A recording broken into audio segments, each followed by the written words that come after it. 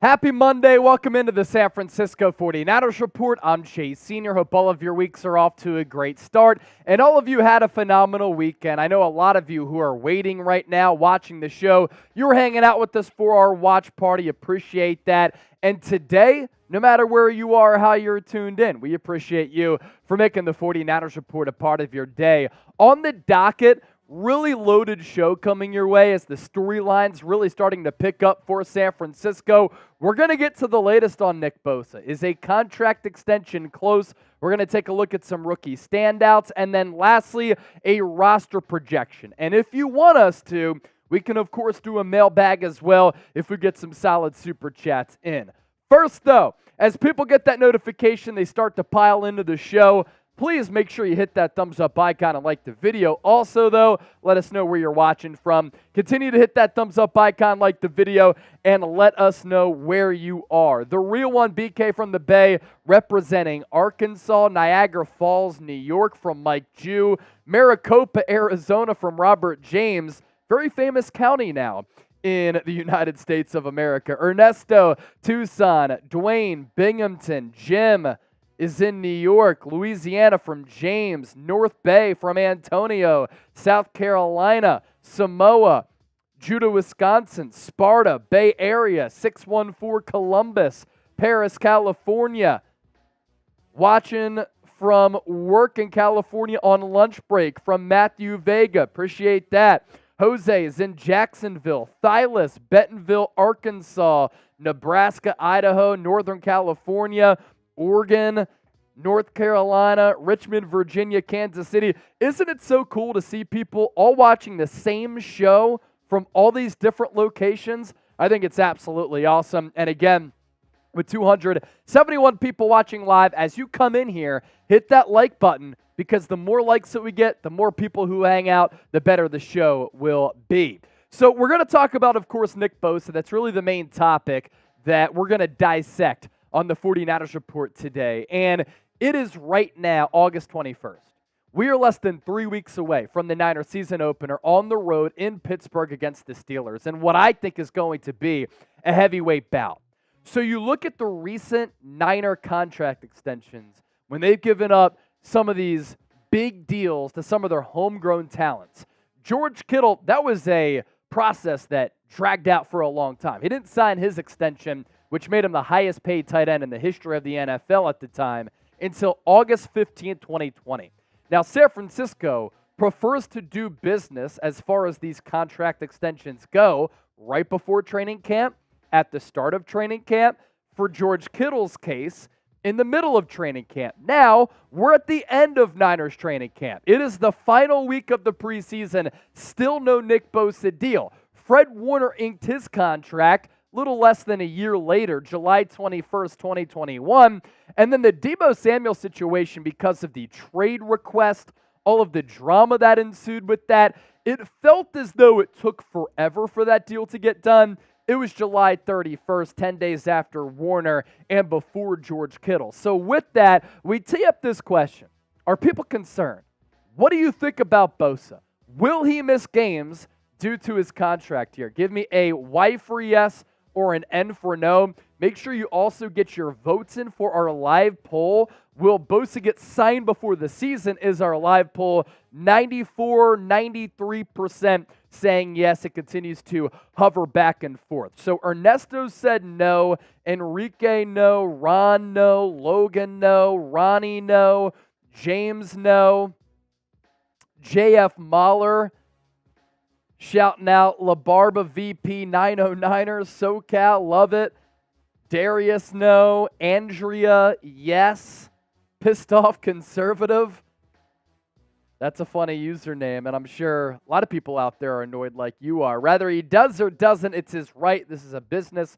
We wish him the best, but I hope not. Exactly. He's trying to get his bag, and Nick Bosa, why risk even getting hurt?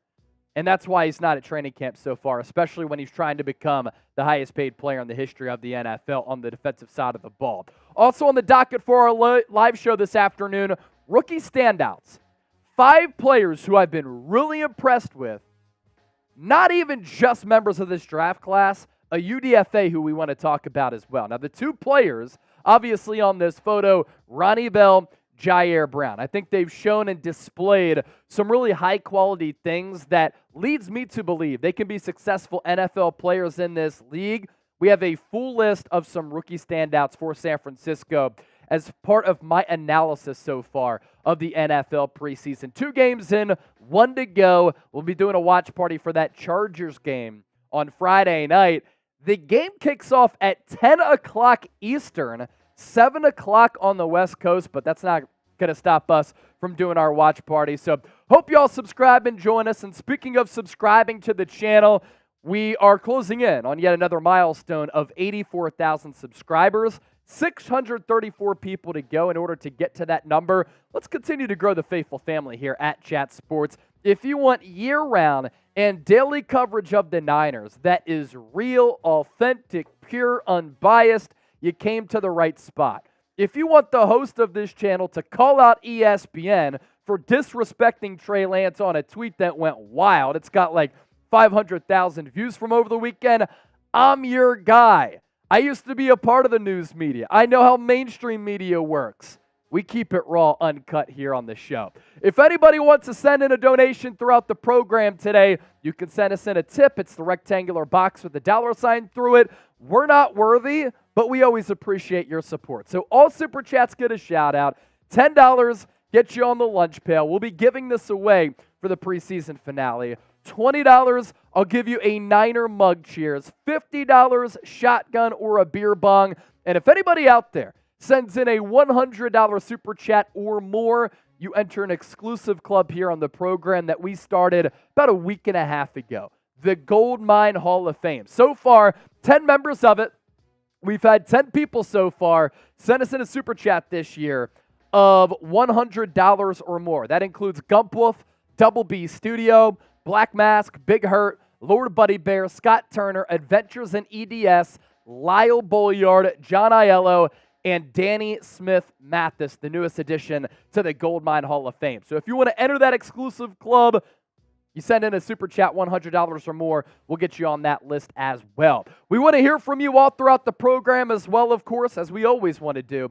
Use the hashtag 49ers, better yet, Super Chat, to get featured here on the program. And speaking of our programming schedule, for this NFL season, we're probably going to continue to go live on Mondays here, and then probably on either Wednesday or Thursday. So we're going to up and increase our live schedule because the channel continues to grow, continues to take off. It wouldn't be possible without all of your support out there, so we appreciate the love, and let's keep it humming. If you're ready to start the show, we have 350 people kicking it with us, and the official show hasn't even started yet. Well, if you're ready to begin, I want you to hit that thumbs up icon and like the video. We should be able to get to 200 likes in the next minute or so. I'm going to put the faithful to the test.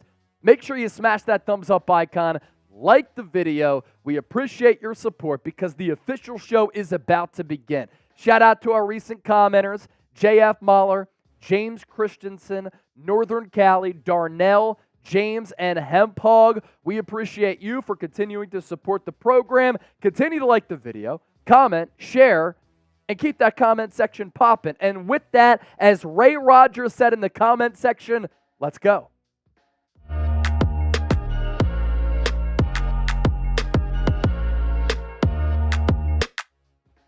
Coming up on today's San Francisco 49ers report, are the Niners and Nick Bosa getting close to an agreement on a contract extension that makes him the highest paid defensive player in the history of the NFL? The sense, according to reports, is that a deal could happen soon. And I hope it happens soon because we are less than 3 weeks away from the start of the regular season. Also coming up on the show, San Francisco earlier signed a wide receiver who we talked about here on the Niners report. They signed a running back. We also have some takeaways from Brock Purdy's outing. First time in game action since suffering that elbow injury from over the weekend against the Denver Broncos. Let's take a moment, though, to say thank you to True Classic for supporting the show today.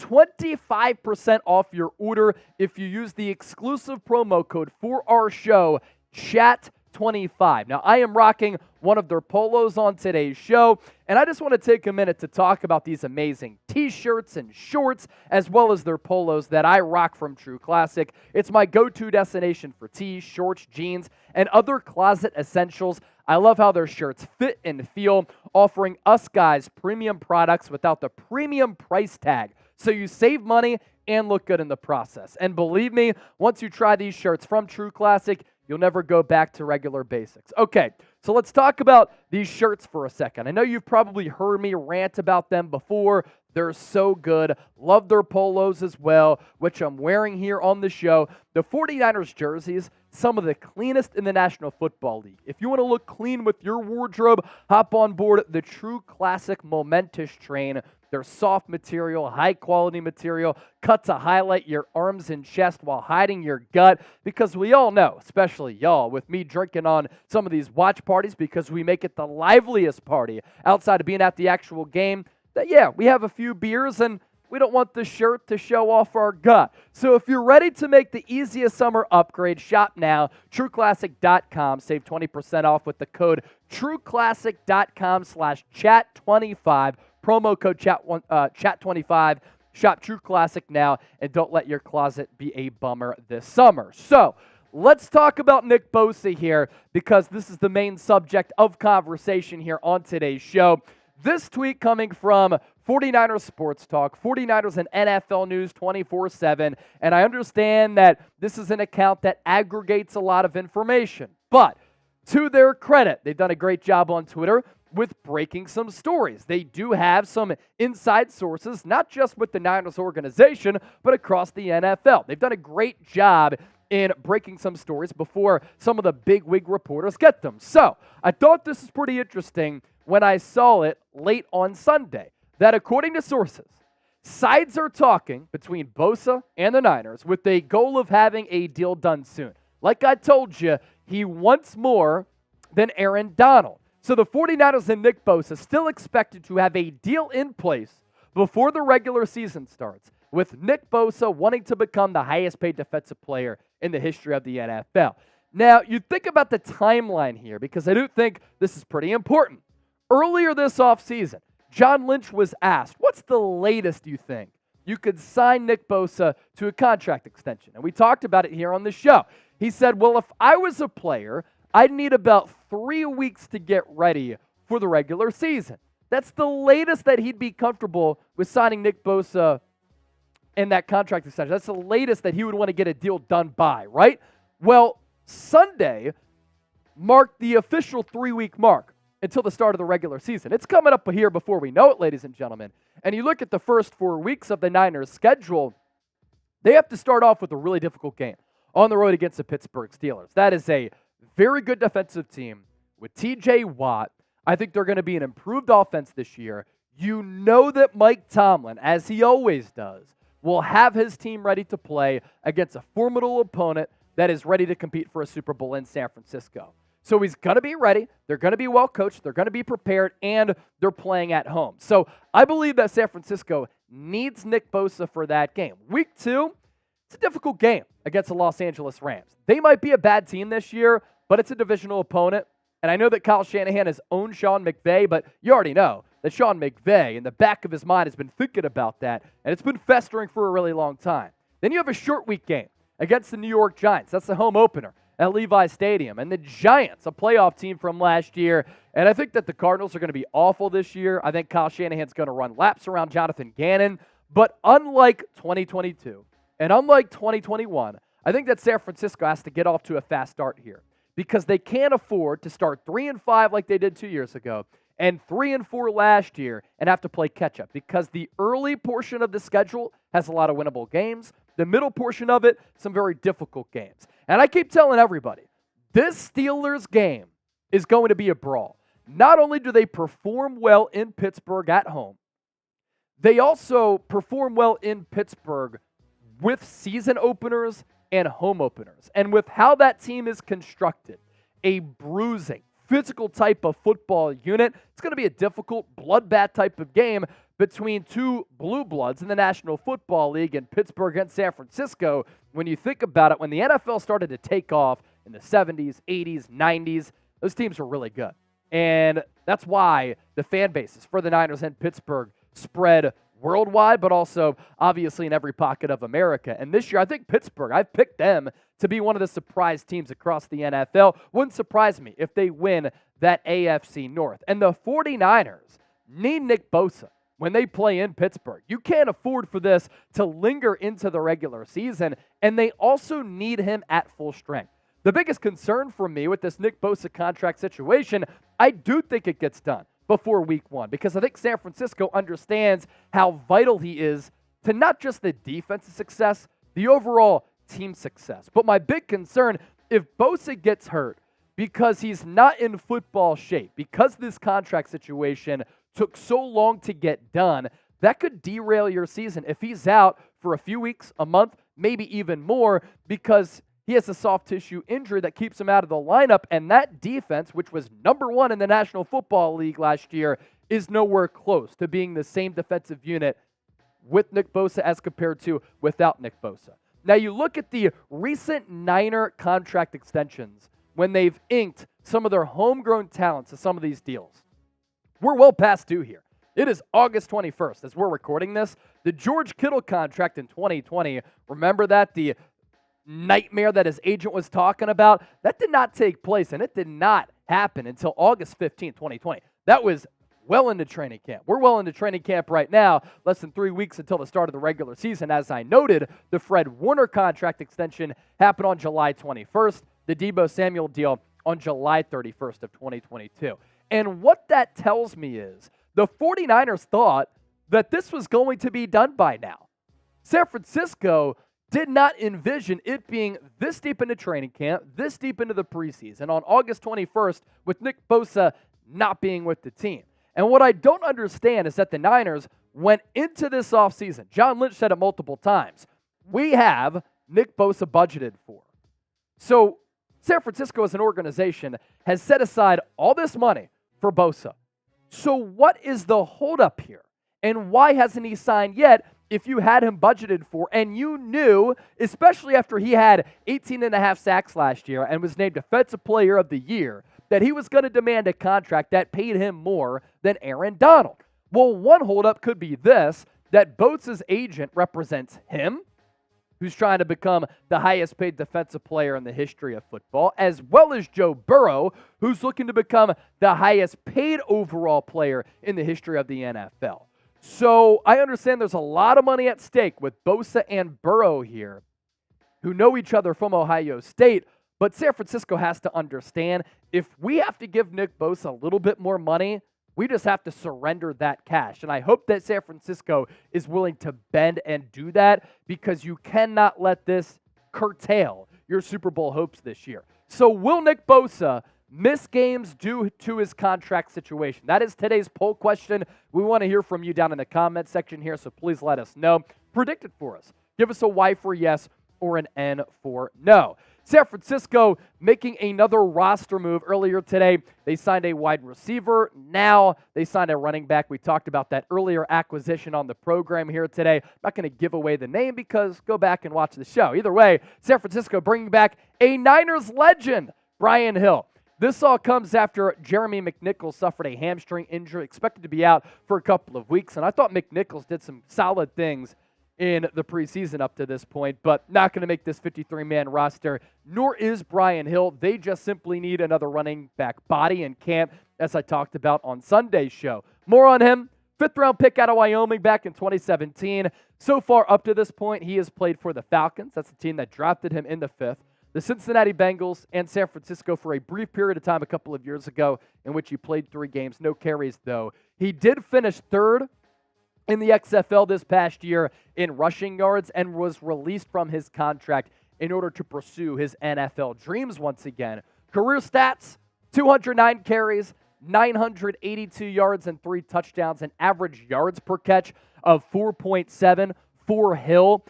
A shorter, stockier back who I imagine in the guts of the game against the Chargers on Friday is going to get some run just because you want to conserve and keep those running backs who are going to make the 53-man roster healthy.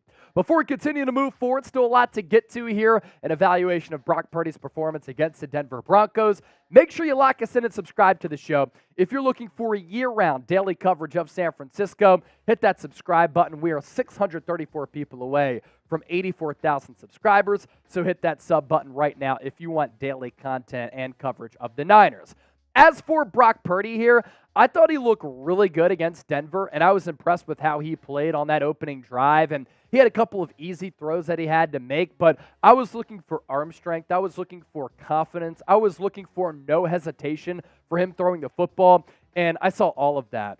Couple of good schemed-up plays on that opening drive to Deebo Samuel. Deebo Samuel, by the way, one of my winners from Saturday night. He looked awesome. Looks to be in great shape. So couple of scheme plays to Deebo, easy reads, easy throws, couple of layups for Purdy to get the offense going. The touch throw to Jauan Jennings was an impressive play because he booted out to his left, and across his body, kind of had to layer that throw in there with some touch and precision as well as some anticipation. That was a big league throw to Jauan Jennings. The mobility and creativity was there for Purdy. There was that one play in which he shook Alex Singleton out of his cleats and then was able to dive forward for a gain of a couple. And the first-string offense looked really good. Colton McKivitz at right tackle played well. Offensive line was pretty good.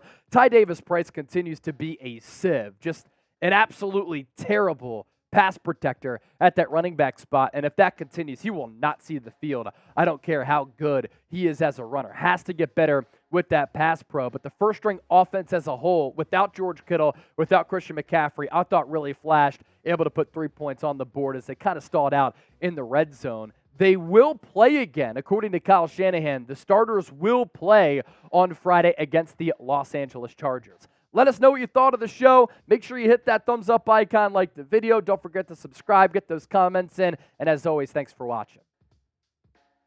Segment number 1 down on our live show. Continue to hang out with us because we're only getting started on the San Francisco 49ers report. Will Nick Bosa miss games due to his contract? That is our big question for today's live show. Please let us know down in the chat. Let us know. Cold-blooded saying, Robert, I got 20 with the friend. It gets done today. They better get it done. I like that. Hey, and hopefully you win your bet as well. Speaking of money, if anybody wants to send in a tip, a super chat, we'll certainly take those, and we'll be very appreciative of your donations. And as we always like to do, we're never scared. We like to have a blast here on the show. All super chats get a shout out. $10, your name gets on the lunch pail. What's grittier than the dog days of summer, training camp, and the preseason? What's grittier than a lunch pail here? $20, a Niner mug cheers. I've got the beer ready to rock right here. $50 for a shotgun or beer bong. And if anybody out there sends in a super chat of $100 or more, you enter the Gold Mine Hall of Fame. If anybody wants to be a part of the show, use the hashtag 49ers. Better yet, super chat to get your questions, comments featured here on the show. Any hashtag 49ers that came in yet? Not yet. So use hashtag 49ers. We're just plugging that really for the first or second time. So if you have a question for me, you have a hot take, you want to say anything about this team, use the hashtag 49ers and we'll pop those up all throughout the day. Coming up next on the show, I want to talk about some rookies who have been really impressive so far throughout the NFL preseason for the Niners. Couple of draftees and a UDFA who continues to shine for this team at a very important position. And we're going to dive into that in a bit. Ashton Smith with this.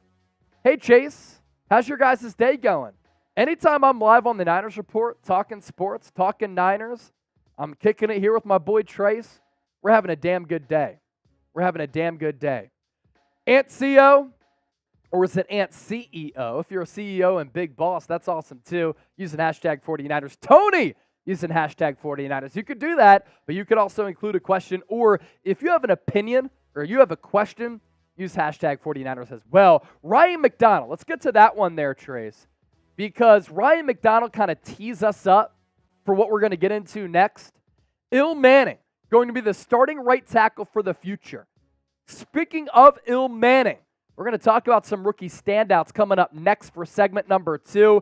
384 people watching live. We got a lot of viewers on that last segment. Continue to hit that thumbs up icon and like the video. We got up to 476 people watching live. Let's get the audience to spike back up. Continue to hit that like button. Can we get to 200 likes before I start this next segment? We are 26 away from that number. Hit that damn thumbs up icon, like the video to support the show. Lure checking in, Harley checking in, Funky Nitro as well. 19 likes away from 200. Come on now. 13 likes away from 200. Eddie, am I tripping, or was Bell and Moody rocking number 10? Jake Moody rocks number 4, and Ronnie Bell rocks number 10. So different numbers there. Lure, will Brock Purdy play in the first half against the Chargers? He's going to start, according to Kyle Shanahan, just not sure how much he's going to play. And then Ashton Smith. How much do you think they should pay Bosa? I think he's going to get between $32 and $35 million per year. Right now, Aaron Donald is making 31.6. Funky Nitro, who do you think is looking good for the number 2 spot at quarterback? I think Trey Lance should be the guy, but some of the Niners' actions tell me they might like Sam Darnold. And today at practice, Darnold got more throws and more reps than Lance, which is really confusing. But with the way that Lance finished that game against Denver and some of the progressions that he made and the positive steps forward, I think he's made the Niners' job a little bit more difficult if he's not already QB number 2. All right, segment number 2, rookie standouts. We got past 200 likes. We appreciate that. Let's move forward with today's show.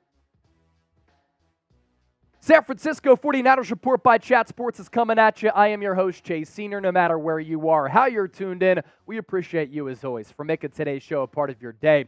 As for what we're getting into on the program here, rookie standouts for San Francisco so far throughout the preseason, as we are in the final week of the preseason, as San Francisco gets geared up for the start of the regular season. I do want to ask you this question, though, so drop your answers and list those names down below. Which 49ers rookie or rookies have impressed you the most through those 2 preseason games? Let us know right now. Rookie standout number 1 for me is definitely going to be Ronnie Bell. I've been so impressed with what Ronnie Bell has been able to do so far throughout the preseason. And when he was selected in the 7th round by the Niners, that was a pick on draft day that I really liked because he was a really productive player at the University of Michigan. And our boss, James Yoder, host of the Michigan Football Report, has a lot of inside sources with that program. He told me that pretty much Ronnie Bell was the heartbeat of everything that Michigan football is about. Hard worker, coach's son, a really good athlete. When he first got onto campus, there were a couple of really good receivers on that roster and in that program who ended up being NFL-level caliber wide receivers. Donovan Peoples-Jones, as well as Nico Collins, and Ronnie Bell actually led the team in receiving over those guys. And what he's been able to do first 2 preseason games has been eye-popping.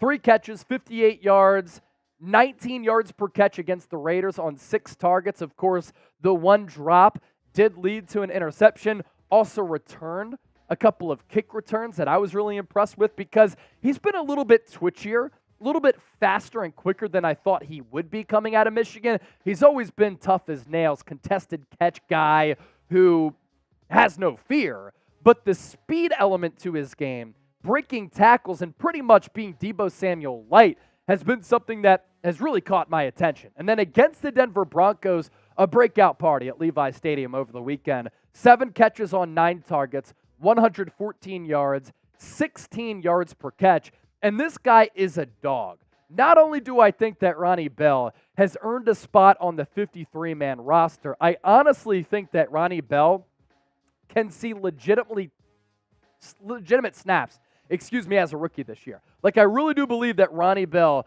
is too good to cut, but too good to keep on the sideline just because of his ability to pick up yards after the catch, to break tackles, to make plays out of nothing, and to turn garbage into gold.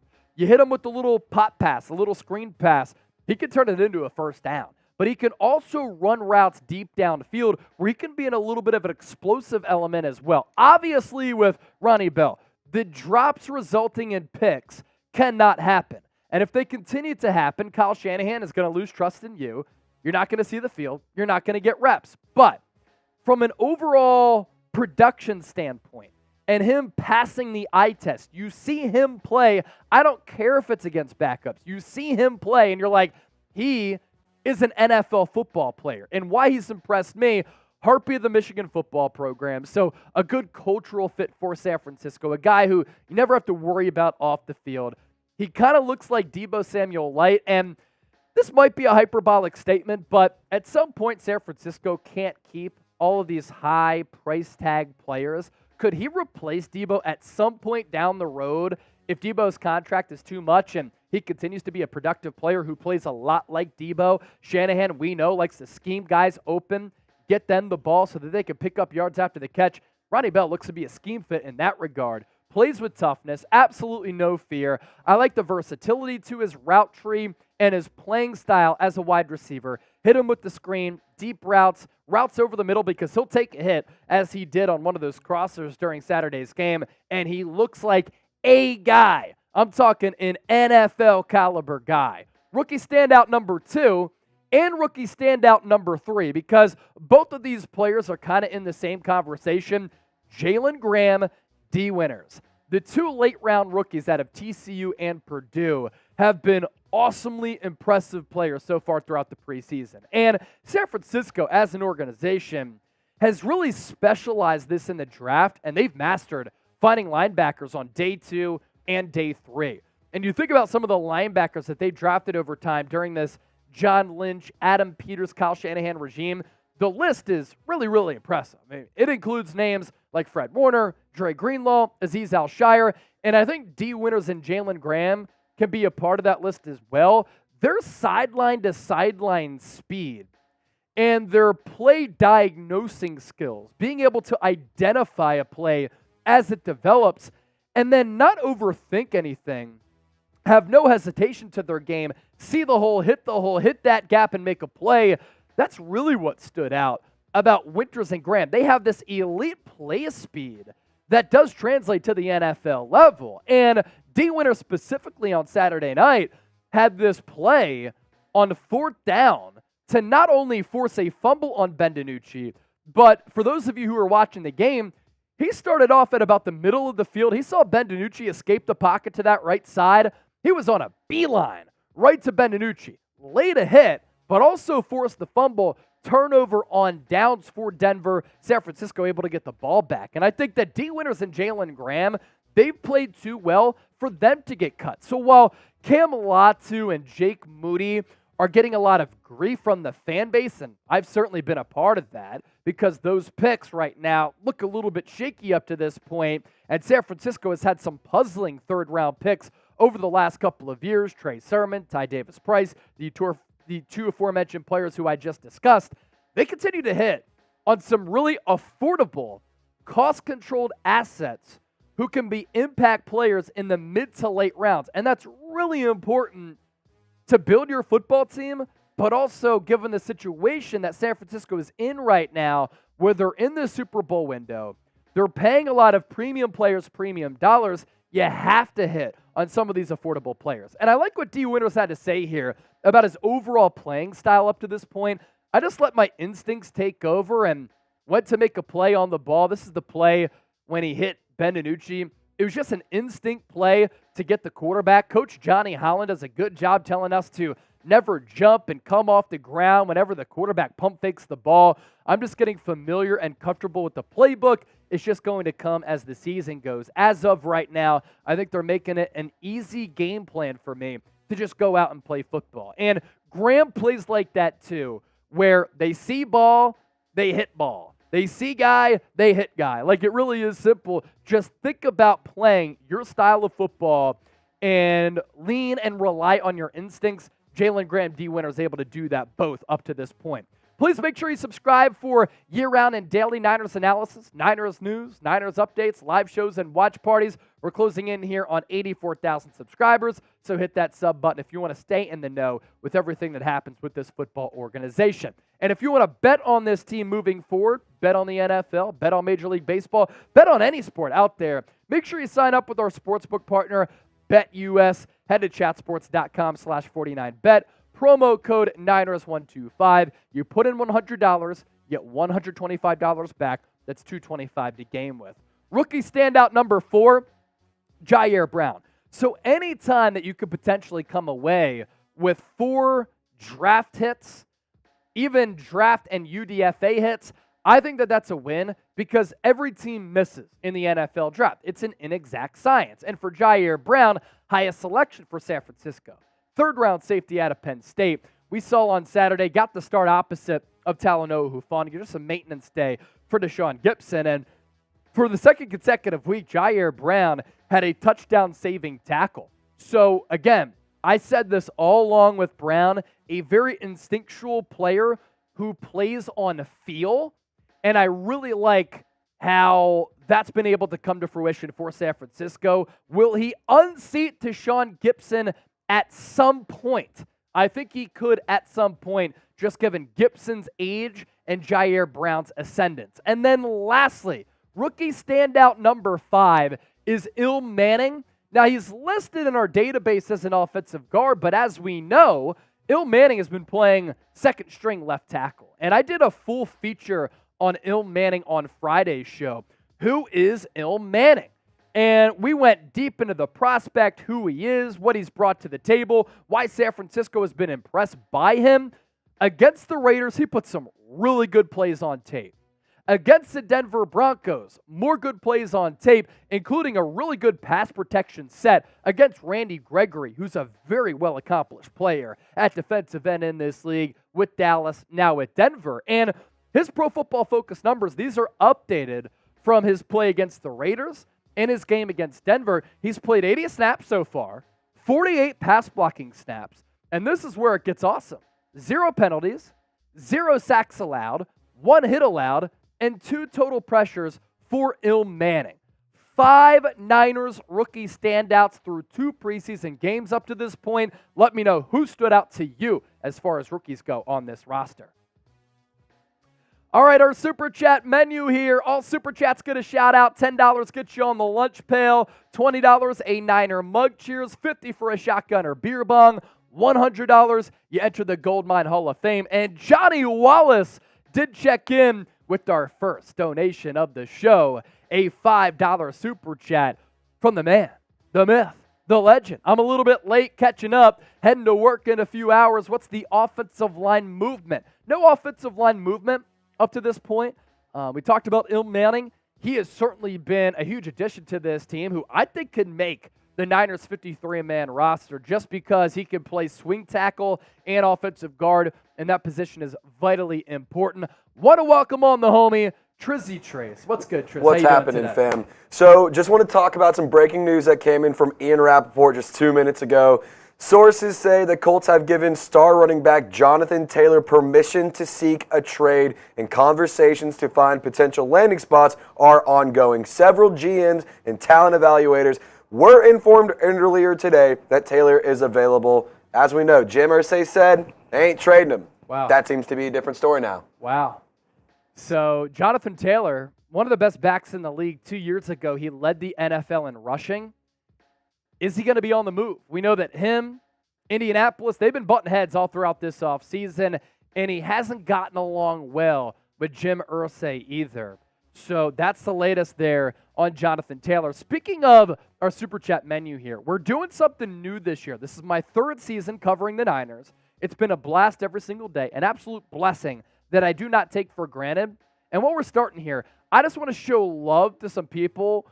Obviously, everybody who supports the show, just by watching the program, we appreciate you. I honestly really, really do. But to those who go the distance in sending us some of these big super chats, which are just humbling, we want to show you some love by entering you in the Goldmine Hall of Fame. So all throughout the year, if anybody sends in a donation, $100 or more, you're going to be a member of the Goldmine Hall of Fame. Right now, we already have 10 members, and we only started this about a week and a half ago. So Gump Wolf, Double B Studio, Black Mask, Big Hurt, Lord Buddy Bear, Scott Turner, Adventures in EDS, Lyle, John Aiello, and Danny Smith Mathis, the most recent members, and all of the members of the Goldmine Hall of Fame. We'll continue to filter through some of your questions here. Ryan McDonald, what's good, Chase? First time catching the live in about 6 months. Everybody welcome back Ryan. 2 claps for Ryan. Everybody type RM back in the chat. Don't make it so infrequent. Watch us every single week, and now during the football season, we'll be live a couple of times a week, basically 3 times a week when that includes watch parties as well. KK Pay! Sugar Shane, broke people love you too, Chase. Hi, I'm from Antarctica. That's what I said, Sugar Shane. I said, anybody who even watches the show, we appreciate you. But as far as the Hall of Fame members go, we have to show them love as well. KK Pay! Am I crazy for still believing in Lance? He always makes you worried and gives you a glimpse of his potential and heart. So I still believe in Trey Lance.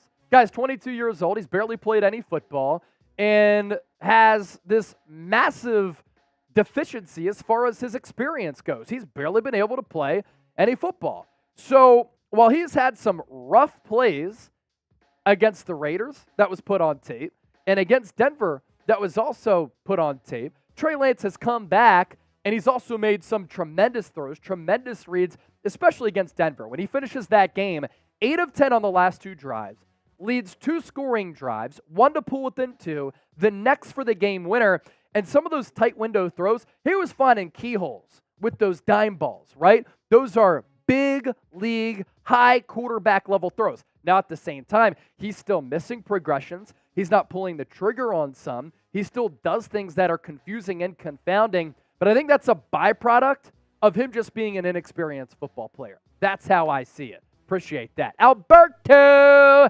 Soto.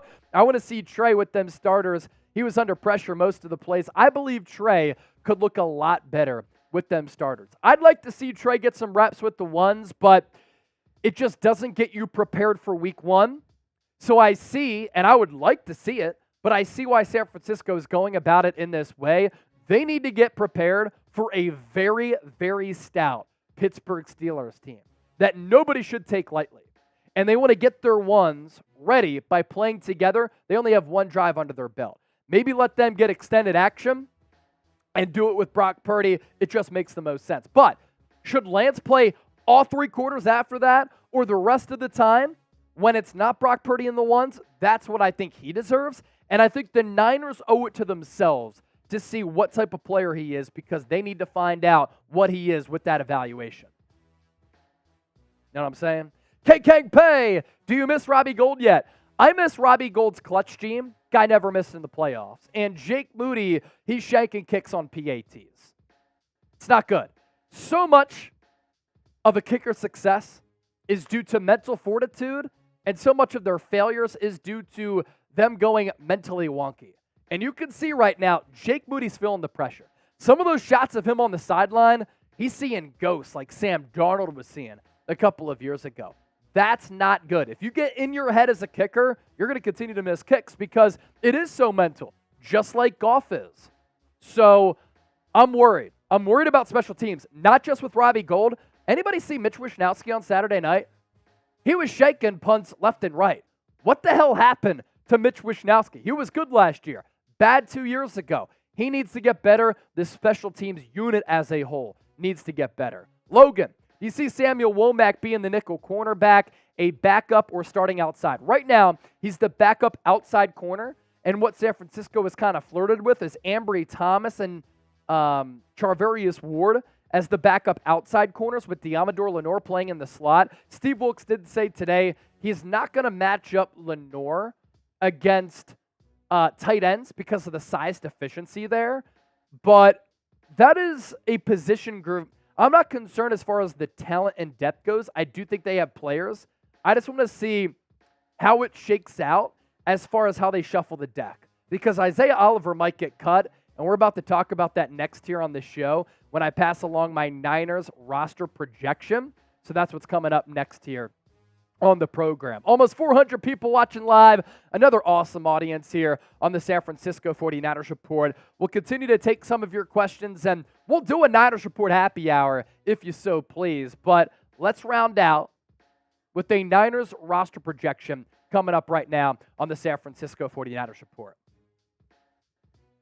So with training camp winding down and the NFL preseason coming to a close, it's a great opportunity to look at this roster ahead of the 53-man cutdown date and do our San Francisco 49ers roster projection to take a gander at who cracks the 53 in my opinion, with my evaluations. Before we do that, make sure you show love, subscribe to the channel as we approach another milestone of 84,000 subscribers. And if you want Niners talk that's real, authentic, consistent, that's insightful, entertaining, and informative, I take pride in passing along content that checks all of those boxes. So hit that subscribe button right now. Let's begin, of course, with the most important position on the field, and a position group that we've talked about a lot throughout this offseason, training camp, and in the preseason, the quarterback spot. In my opinion, I think that these three quarterbacks are going to make the roster, and in my opinion, I think that Trey Lance should be QB2. With what he did against Denver, he's clearly the more talented quarterback as compared to Sam Darnold. Now, if San Francisco had to win one game, would this coaching staff show more trust in Lance or Sam Darnold? Their actions lead me to believe, that they're going to go with Sam Darnold. But in my opinion, I think these are the three quarterbacks who make the team. Brandon Allen does not. He goes back to Cincinnati because the Bengals are looking for a backup behind Joe Burrow, and the Niners roll with Brock Purdy, Trey Lance, and Sam Darnold. Friday's game against the Chargers. Kyle Shanahan did say that the starters are expected to begin the game. Not sure how long of a leash they'll have. Could decide QB2. And how Lance finished against Denver makes that conversation very interesting because I thought that he displayed the necessary qualities for him to be a very, very intriguing option at QB2, and he certainly made some big boy throws late in that football game. As for running backs here, Christian McCaffrey, Elijah Mitchell, Ty Davis-Price, Jordan Mason all make the team. So the Niners go with four tailbacks here. And then Kyle Juszczyk, we're going to throw him in there in the running back category because he doesn't deserve his only graphic as the only fullback is going to make this team. He's the best fullback in the NFL, but that's four running backs and one fullback that makes the squad. So all these players here, obviously McCaffrey is going to be RB1. Elijah Mitchell expected to return this week to practice with that adductor injury. He'll be RB2 just because he's so much better of a pass protector and blocker as compared to Ty Davis-Price, who's been awful in that area throughout the preseason. And then Jordan Mason, Kyle Juszczyk rounding it out. Two wide receiver. Danny Gray's injury makes this very, very interesting. Brandon Aiyuk is wide receiver 1 in my opinion. Deebo Samuel might be the best wide receiver 2 across the NFL. I look at him as a weapon and a chess piece for this offense. Jauan Jennings is that great slot receiver and security blanket for San Francisco. Brock Purdy's throw to him on that opening drive Saturday was a beaut. Ray McCloud, if you put him on IR right now, he has to be out the entire season.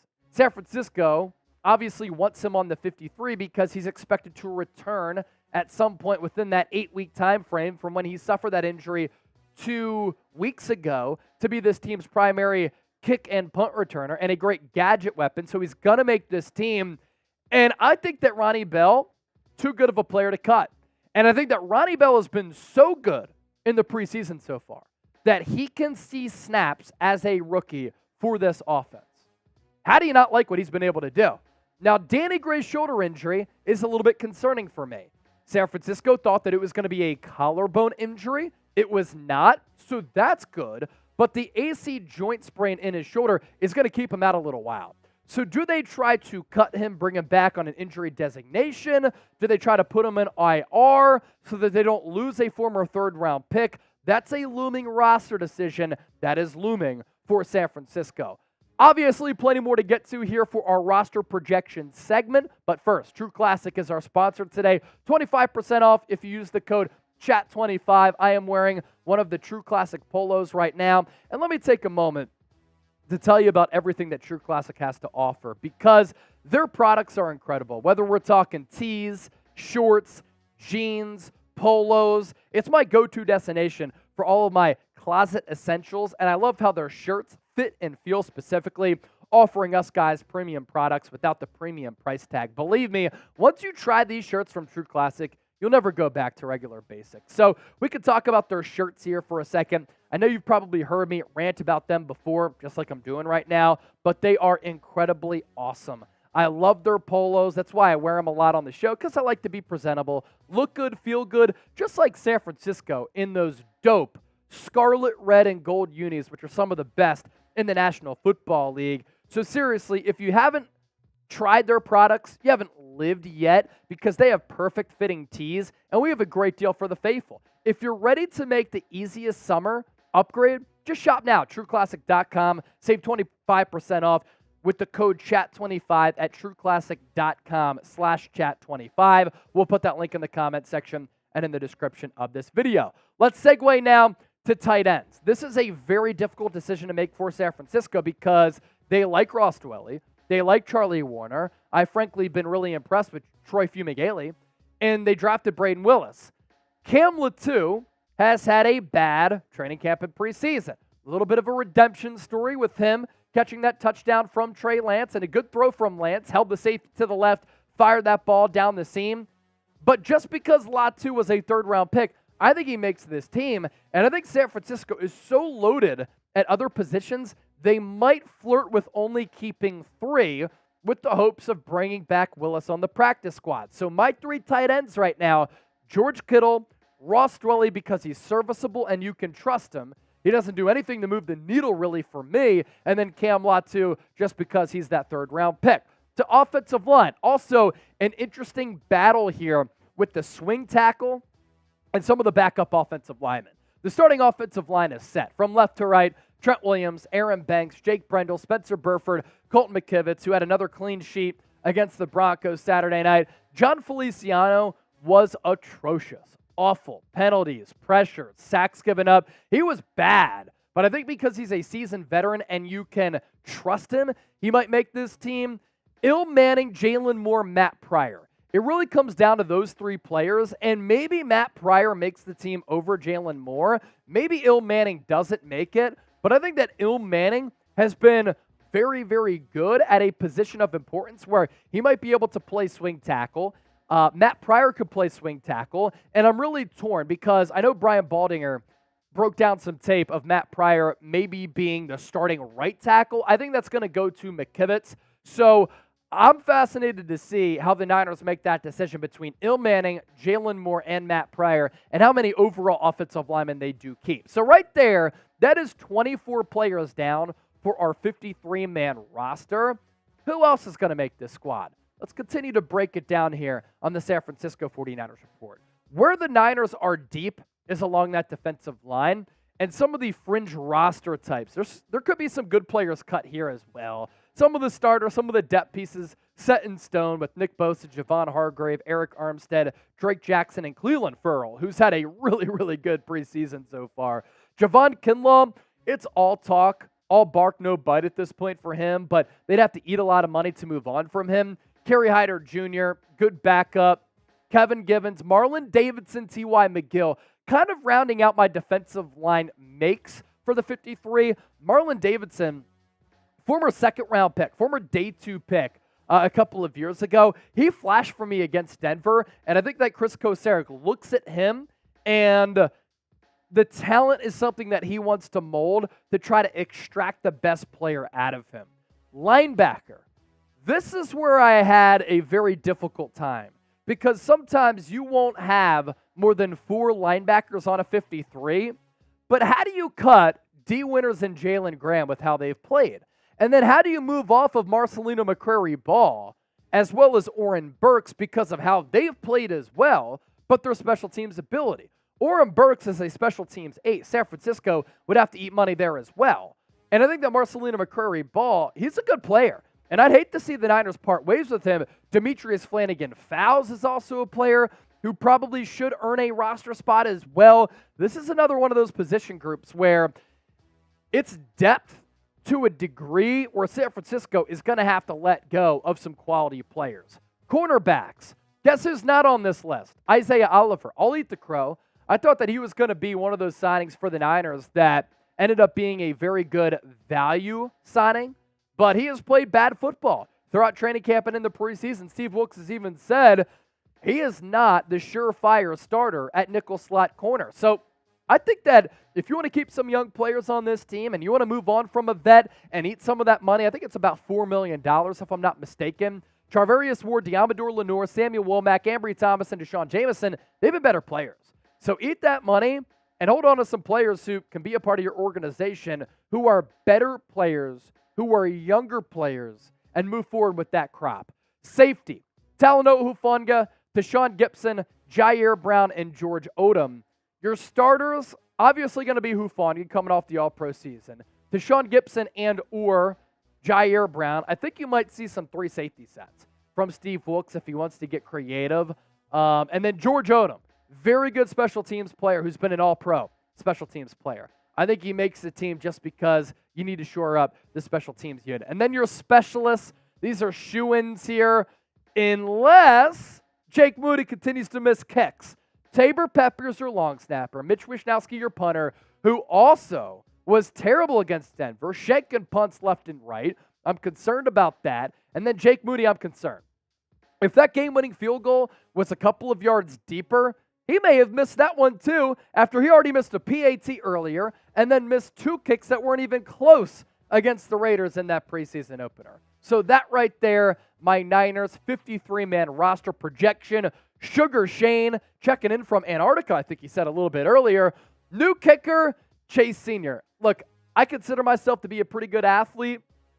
I probably can't kick kicks. Now, I might be able to make one. I might be able to punt a ball a greater distance than what Mitch Wishnowski did against Denver, which ain't hard to do. Kicking field goals, though, consistently, I still think Jake Moody might have me beat. Sugar Shane, that's good stuff. Love the profile picture, too. I imagine that's your young son there. Grade the Niners roster projection, A, B, C, D, or F. Difficult calls for me, difficult calls to come for this Niners front office and coaching staff. That's good stuff. All right, 3 segments in the can. And I thought that was some good Niners talk for today's show. 352 people still watching live here. If anybody wants us to stay live, we'll do a little Niners Report happy hour. We can get weird. All Super Chats get a shout out. $10 gets you on the lunch pail here. Look how close we are to filling this thing out. It's incredible. Awesome. $20 a Niner mug beer cheers.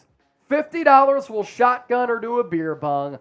$100 or more gets you into the Gold Mine Hall of Fame. Trace, I know you're always scheming something. You're working a double shift tonight. Yeah. What are you scheming in that brain of yours right now? So, fun fact, I'm on a watch party tonight, and I could use a little bit of a pregame. Not going to lie.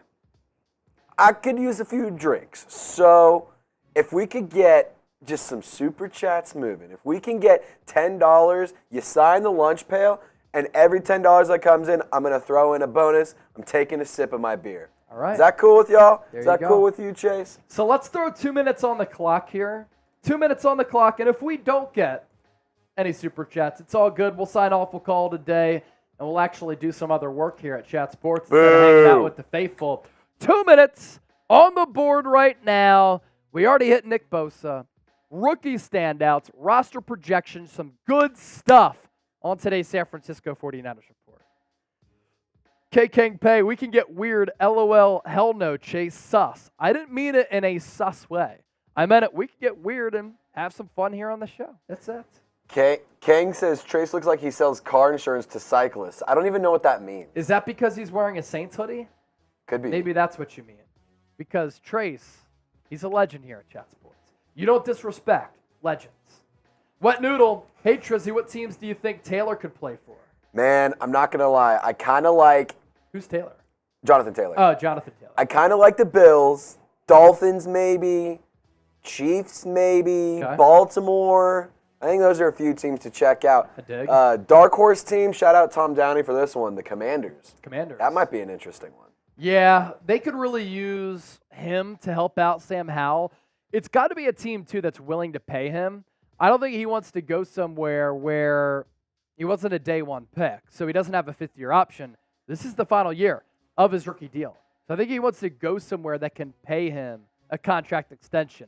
Johnny Dubs checking in with the 5. We reset the Super Chat shot clock. Appreciate that. Johnny Wallace, add another 5 to my 5 earlier. Enjoy, Trizzy. And we're going to put, because John went 5 and 5, we'll put John on the lunch pail again. John with the 5 and 5. Nothing like a cold beverage out of the Trizzy cup. We'll put Johnny Dubs back on the lunch pail once again. 2 minutes, back on the Super Chat shot clock. And you know what's funny? Is that our last sticker from Saturday night's watch party was J-Dub, and now we have J-Dub and J-Dub back to back right there. That's a real one. KK Sugar Cane! 2 more Super Chats coming in, and KK Pay is a first time Super Chatter. 2 claps. We appreciate you. We're going to put you on the lunch pail as well because first-time Super Chatters also get on the lunch pail. So we'll go KKP. And then Sugar Shane going on the lunch pail as well. You love to see it. You love to see it. So first-time Super Chatter from KK. And then Sugar Shane, $20. Anyone else thinks that Trace looks like Nick Bosa? Oh, stop. Oh, stop. I can see the hair a little bit as well as like the facial hair. Yeah, a little bit. I think that Trace might have a better body than Nick Bosa. I was gonna say I'm a little bit more jacked than he is. That's the only problem. Yeah, he's small. Yeah. I'm yoked. A little bit more cut than Bosa. We reset the clock to 2 minutes here. Anybody sends in another super chat, we'll reset the clock once again. We're up to $37 just like that. KK Pay said Chase looks like Kirk Cousins' nephew. You know what? I think that Kirk Cousins is a solid-looking cat. I'll take it. Dude has an incredible self-care routine. Like, he does have a good in terms of routine. mental, physical, emotional, health, like all of that, he takes care of himself better than anyone. Like you. Me and Kirk, we're very similar. Meditate every day, cold showers, cold plunge. I run, work out every day. So me and Kirk, kind of similar in that regard. I love how KK Pay, like, sends along some slight bodies from time to time. You know? Yeah. Like, used car salesman for you, and then for me, Kirk Cousins is Kirk also, King Pay says, Kirk also has a badass van. Badass van. We don't have vans, but we do have some badass scooters we like to ride around. You know who has vans, and they're very dirty? A guy who just started here at Chat Sports. The other ace in the office. He's the host of the Chiefs Report. FKC, by the way.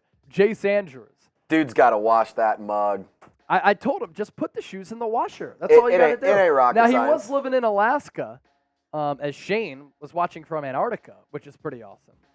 But it was funny, and we were busting his chops because, look, here at Chat Sports, like, we keep it real, and we like to have a good workplace culture and keep it light with some humor and some sarcasm, and if people deserve shit, they'll get it. You got to have some But he fun. made his job announcement saying, like, hey, I've accepted a job, Dallas, Texas, Dallas skyline behind him. Mm-hmm. The vans were noticeably dirty. Just not a good look. Like, and they're supposed to be all white vans, damn Daniel, but yeah, the vans were like gray looking. It was pretty. I'm actually going to pull the picture up. If you DM me the picture, or if you DM me the link, we can pop it up. Yeah, I'll bring it up. Also, a $5 super chat from Kangpay. Last one from me. It's all love. You got to have some fun and a sense of humor. Exactly, That's what we Kangpay. said, brother. Exactly. It's just we're football talk with the boys. If you can't bust your homies' chops, what's the point? Yeah. You know, it's all fun and games. I sent Trace the picture. Kangpay, we appreciate that. I do owe y'all a Niner mug cheers. You got to go full screen with that. I will. Cheers. Oh my God, it's atrocious. Shout out to to those That one's logos. for Shane. The logos in the water also being like weirdly expanded too. Exactly. Oh, it's great. Maximo is back. Maximo! He's not using Daddy's credit card today. I think he got in a little bit of trouble. Hey, it's all right, Maximo, it has been a while. Where you been, Brody? Where you been? So here's a look at the dirty-ass vans from Jace. And we'll give him a compliment. Guy did a really good job during his first Chiefs watch party. I watch his post-game show because I do pass along a lot of on-air feedback to people here at Chat Sports, considering my on-air resume being in TV and all that stuff. Those are some dirty vans, though. So he understood. He took ownership of that. But check out how dirty those vans are. They're dirty. He's also standing on water. That's a rare talent. Yeah, I don't know very many people in Dallas who are standing on water. Also, where is that? So that is on the Trinity Trinity? River. Yes. That is the Dallas skyline, I can confirm. But yeah, Jace, with those dirty vans, he can walk on water. Type vans in the chat, or clean. Type clean so Jace will clean them. Wait, Sugar Shane said, I'm a geneticist? Geneticist? Look, that's above my pay grade. So you I learned about genetics in college and stuff. Couldn't wrap my head. Because you can alter genetics and make specific genes whenever study you the inheritance of traits. It's crazy. It's such a cool rabbit hole. They may focus on these events at the molecular, organism, and population level. Some treat people with genetic disorders. Many environmental geneticists try to understand how environmental factors or exposures interact with genes to cause disease. Wow. That is really cool. I'm telling you, go down. And I just sit here and talk about sports Dude, on it. I'm telling you. So you knew what that was from the jump, huh? A little bit of Okay. rabbit hole. Okay. It's a fun time. Interesting. So, Sugar Shane, I imagine you're into this stuff, but I read Peter Attia's book on longevity, and that was a really cool book because my mom passed away from cancer at 58, so I've been all about trying to live a long life and avoiding problems by taking care of them now so that you avoid them later. Because sometimes death just happens, but there are root causes for why it happens, and it's been building up for a lot of time. So that book, Peter Attia on longevity, was awesome.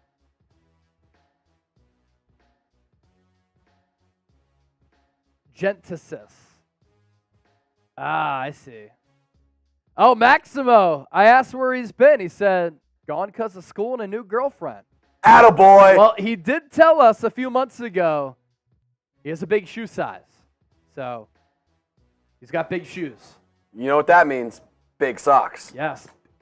Vans.